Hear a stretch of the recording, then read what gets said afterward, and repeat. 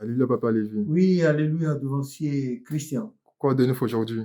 Non, il n'y a rien. Je rends grâce au Seigneur. Tu es à côté, moi aussi. Et je rends grâce à l'Éternel parce qu'il y a un an, j'étais encore opéré et personne ne savait, mais un an après, me voici. Donc, tout mon être entier, mon esprit, mon âme et mon corps disent infiniment merci à l'Éternel. Amen. Certainement, mon corps mourra. Mon corps mourra et comme a dit Job Job. 19, verset 25, mon corps mourra un jour et va retourner à la poussière. Mon esprit retournera à l'Éternel qui me l'a donné. Voilà pourquoi je suis heureux là. Ça fait un an passé, j'étais, voilà, mais à présent me voici prête à parler de Dieu comme il voudra. Je vais commencer un peu par une petite question. J'entends beaucoup parler autour de moi dans l'église de retraite spirituelle. Beaucoup de personnes, je vois même des posts sur Internet, des gens qui disent qu'ils partent en retraite spirituelle, ils se retirent un peu pour réfléchir, souvent même il y en a d'autres même qui partent en retraite spirituelle pour demander la force ou autre chose. Du coup, j'aimerais savoir ton avis sur les retraites spirituelles. Qu'est-ce qui décide de prendre une retraite spirituelle et surtout, qu'est-ce que c'est une retraite spirituelle pour un chrétien céleste? Bah, c'est une question surprenante. Cependant, c'est vrai qu'il n'y a pas que, cela n'est pas seulement traditionnel ou bien permanent à notre église. Oui. Même dans les frères des autres confessions religieuses, il y en a qui parlent de retraite, de sécurité. Chez nous, la plupart du temps, on parle de couvent.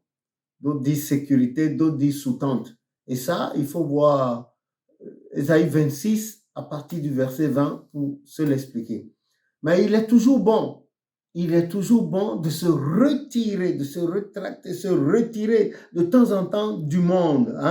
Pas le monde, se retirer du monde, les gens parlent généralement de mourir. Mais ici, ce que je dis, c'est un truc tactique, momentané, simple, c'est-à-dire, bon, tu te retires un moment. D'abord, ce qui est conseillé aux chrétiens, aux croyants, pour la plupart du temps, c'est éviter d'être toujours dans le monde. Bon, hormis les raisons professionnelles ou bien que l'on ait des courses précises à faire, il n'est pas conseillé de sortir pour quelqu'un qui aime Dieu, qui veut se consacrer à Dieu. Il n'est pas souhaitable que celui-là soit toujours en dehors des cas de force majeure ou des raisons professionnelles.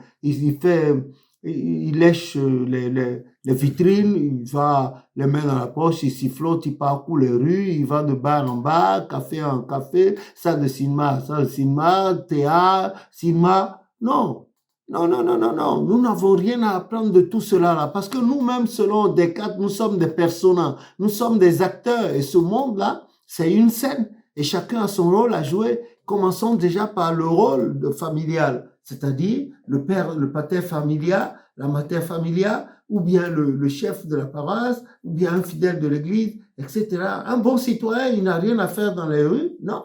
Il reste à la maison, il s'occupe de sa petite famille, ses âmes que Dieu lui a confiées. Il s'en occupe bec et ongle. Bon, de temps en temps, il ne serait pas de refus qu'il prenne la voiture ou bien sa petite moto, il prend sa femme en groupe, ils prennent une route de campagne pour aller respirer de l'air non pollué d'ailleurs.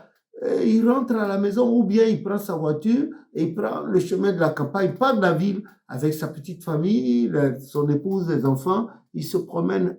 Ensuite, il y a les vacances également. On peut profiter aussi des vacances pour se retirer de la ville, chercher un lieu calme pour aller dans les montagnes, par exemple. Oui, mais il y en a certains qui prennent des retraites spirituelles dans des forêts. Ils disent qu'ils veulent se rapprocher de Dieu ou faire des expériences. C'est à leur risque et péril. Ils font beaucoup d'expériences, certains chrétiens. Oui, c'est à leur risque et péril. Non, ce n'est pas de refus. Oui. On peut le faire. Si, par exemple, tu as ton village là, tu habites la ville et tu as le village, ou bien tu as quelqu'un en campagne, tu peux te retirer.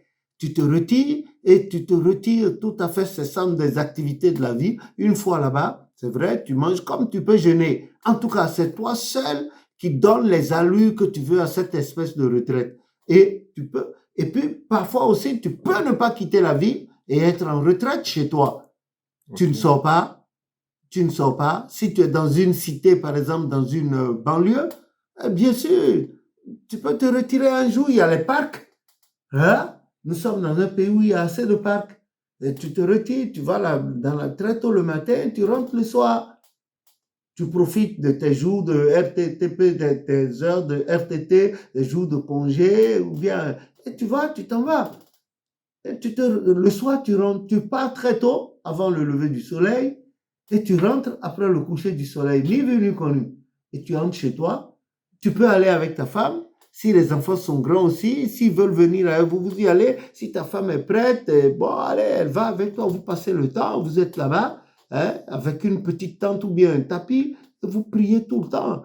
Vous priez, vous lisez des passages bibliques, et puis vous méditez, vous méditez, vous méditez. Vous pouvez le faire dans le jeûne, comme par abstinence, et puis vous pouvez revenir aussi, ou bien vous pouvez manger, mais uniquement des fruits, ou bien ne pas exagérer la nourriture.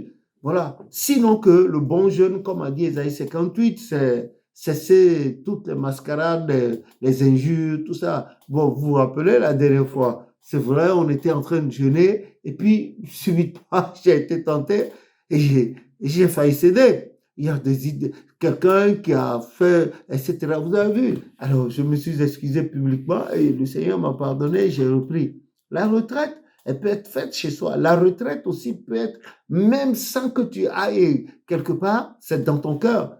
C'est-à-dire tout à fait cessante, tu ne regardes plus. Tu vas au travail, tu ne fais rien d'autre. Quand tu te lèves, tu vas au travail et tu rentres chez toi.